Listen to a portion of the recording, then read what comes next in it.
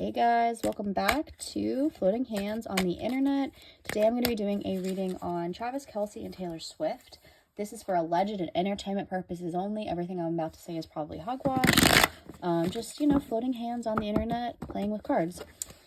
I'm a Swiftie. I will tolerate no hate in my comments. I'm not a part of the cult though. I hold people accountable. I like to humanize them. Nobody's perfect, as much as I love my homegirls' music and enjoyed the Eras tour. But, when I thought they got together, I thought it was a rebound from Maddie Healy, which was a rebound off Joe Alwyn. And I didn't think that somebody could have the capacity to really jump into a relationship and have it be worth anything in terms of emotional connection. But here they are a year and a half later, and he's been in the literal Eras tour, which is insane.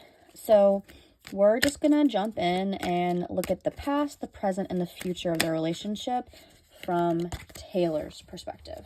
So one more shuffle, and we'll cut. Alleged and entertainment purposes only. No facts here. So the present from, the past from Taylor's perspective.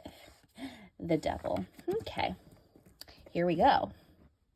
Let's go, bitch. Wheel of Fortune. Okay. In reversed. And the Queen of Swords. Alrighty, Rue. Alright, so with the Devil card, I'm so sorry, there's a glare. I can't do anything to fix it. But I will show you. So the Devil card kind of reminds me of Reputation. That's so interesting. So the Devil card is about self-sabotage.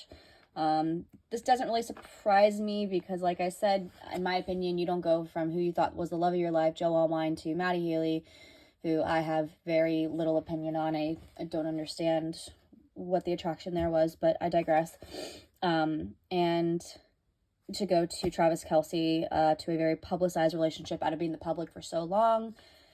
I get it. Best believe I'm still bejeweled, but with the Devil card being the first card, sabotage, addiction, coping mechanisms, Taylor does tend to go from guy to guy to guy, creates great bangers. I'm all here for it. Won't be a hater, but, with this Devil card, I think that's pretty clear that there could have been some ulterior motives in that relationship, jumping into that relationship.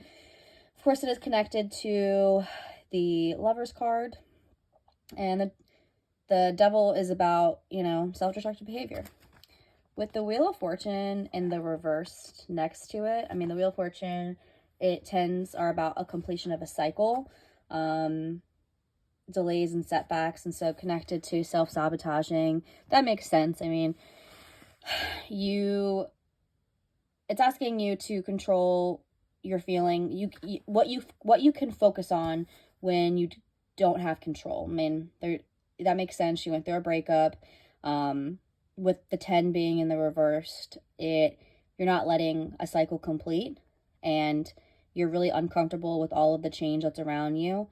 And so with that being in the past, I position for them paired with the Devil, it kind of feels like you're not letting a cycle complete.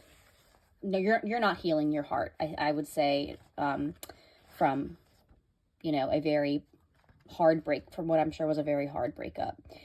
With the Queen of Swords in reversed, that's about criticism and defensiveness. You're being overcritical on yourself, on other people. It can also be about reacting defensively when confronting emotions. So I wonder, the way that these cards read to me is kind of putting a Band-Aid on something that you don't want to feel, especially with that Wheel of Fortune in reverse. You're not letting a cycle complete. You're not healing your heart, which, like she said, she can do it with a broken heart. So that's the past energy of the relationship. The current relationship, energy of the relationship. Okay, Cups. All right. So the Ace of Cups, aces in general are about new beginnings. Cups are about love. In the upright, it's about new love and relationships and new connections. So, look how big this cup is. That's a big cup to fill. I don't know why. It's beautiful. It reminds me of the Goblet of Fire in Harry Potter. So with the Seven of Cups, sevens are about planning and contemplation. And so thinking about the endless possibilities. It's interesting paired with the Ace of Cups, which is about new beginnings and new love. And when you're pairing it with possibilities and daydreaming, okay. The Knight of Swords is about seeking the truth, being assertive. It's about confronting something head on, and you can't avoid it. You cannot avoid it. It also can be about drama, which I love Taylor Swift, but that doesn't surprise me. If this is the current energy, I mean, cups typically are a good thing. Cups remind me of love, but I don't know, with this big cup, look how big this cup is, and it's just one. And so to me, that indicates that's a big cup to fill. And I wonder if Travis can't fill that cup, especially with the Seven of Cups. If this is about new beginnings, and Seven of Cups are about options and, you know, availability and like, oh, I have all these cups, I have all these options. I mean, Taylor Swift can have anyone in the world she wants. I wonder if, especially with that Nine of Swords, maybe she's confronting that maybe this isn't what she wants. Maybe she's outgrowing it. Maybe real life is setting in. Who knows? And for the future energy, okay. All right. That's okay. The Knight of Pentacles and the Tower. You know, these are two cards that tend to just speak for themselves. Three of Swords, I mean, that's a broken heart. The Tower, that is such a stunning. It reminds me of the Taj Mahal.